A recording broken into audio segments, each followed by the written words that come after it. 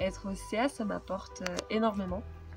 Déjà, ça me permet de faire un lien direct entre mon parcours chez les scouts, donc en tant que jeune, en tant que chef, en tant que responsable de groupe local, etc. Donc de faire un lien direct avec mon expérience que j'ai appris sur le terrain pour essayer de mettre à disposition de toute l'association du coup les diverses compétences que m'ont apprises de scoutisme. Et du coup, ce que ça m'apporte concrètement, c'est une vision d'ensemble, une vision plus globale du mouvement, que ce soit notre mouvement, mais aussi le scoutisme en général et l'éducation populaire. Je dirais que ça me permet aussi de faire remonter certaines infos du terrain, moi qui suis issu du terrain en tant que chef scout. C'est important pour moi de pouvoir porter les valeurs des EDLN et de me sentir utile pour le mouvement et l'association.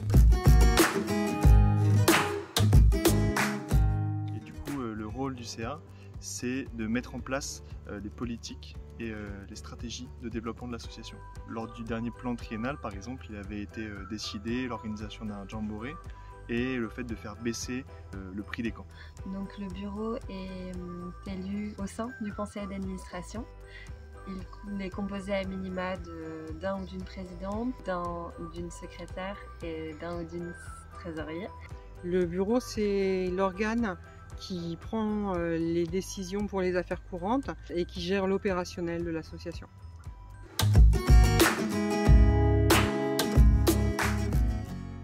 Alors concrètement, ça demande à peu près un soir par mois.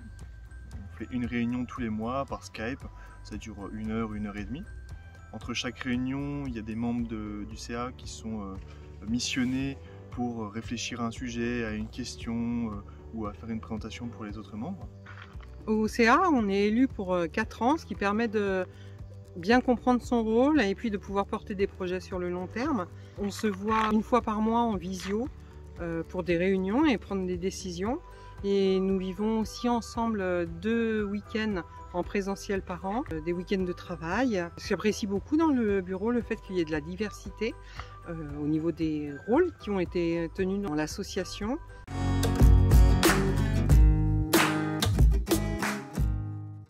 L'ambiance au CA est plutôt bonne. On a la chance donc d'être entre personnes volontaires, motivées et qui souhaitent porter cet engagement. Donc ça se passe plutôt bien, on se connaît de mieux en mieux aussi. Et en plus donc des réunions mensuelles, on essaye de se réunir au moins 2 fois par an, donc une fois lors de l'Assemblée Générale et une autre fois vers l'hiver, le printemps pour faire un week-end de travail tous ensemble. C'est quand même plus sympa de faire des moments en présentiel qu'en virtuel. C'est ma première année au conseil d'administration. J'ai beaucoup apprécié l'attention qu'avaient les plus anciens envers moi, le fait d'avoir un tuteur, d'être formé. C'est plutôt bon enfant. On est content de se retrouver 1 fois par mois par Skype lorsqu'on passe les week-ends ensemble. On aborde des sujets sérieux et on a vraiment l'envie de faire avancer les choses, mais voilà, ça se fait jouer la bonne.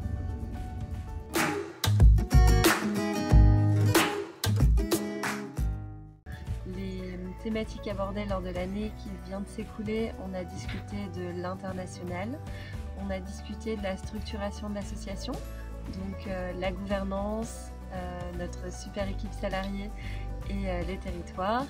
On a parlé du modèle économique, des assemblées locales. Le CA s'est saisi de la question de la gouvernance partagée et nous avons fait une formation sur ce thème. Nous travaillons aussi en ce moment sur le nouveau modèle socio-économique. Et dans les sujets qu'on porte, qui nous tiennent à cœur pour les prochaines années, il y a la gouvernance partagée et la notion de la résilience. C'est des sujets qui sont dans l'air du temps et on aimerait que ça soit porté à tous les niveaux de l'association.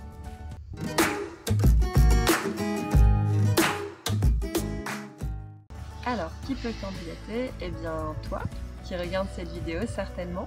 En fait, il y a 2 possibilités. La première, c'est un parcours interne. Donc si tu es déjà EDLN, que tu as une expérience de terrain en tant que chef, chef-TN, à l'année, sur un camp, etc. Donc un profil plutôt interne.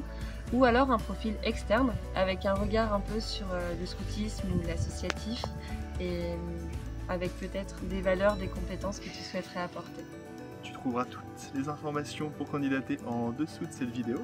Tu peux candidater de septembre à novembre, où les candidatures sont ouvertes, sachant que les membres du CA sont élus à l'Assemblée Générale qui se déroule en novembre.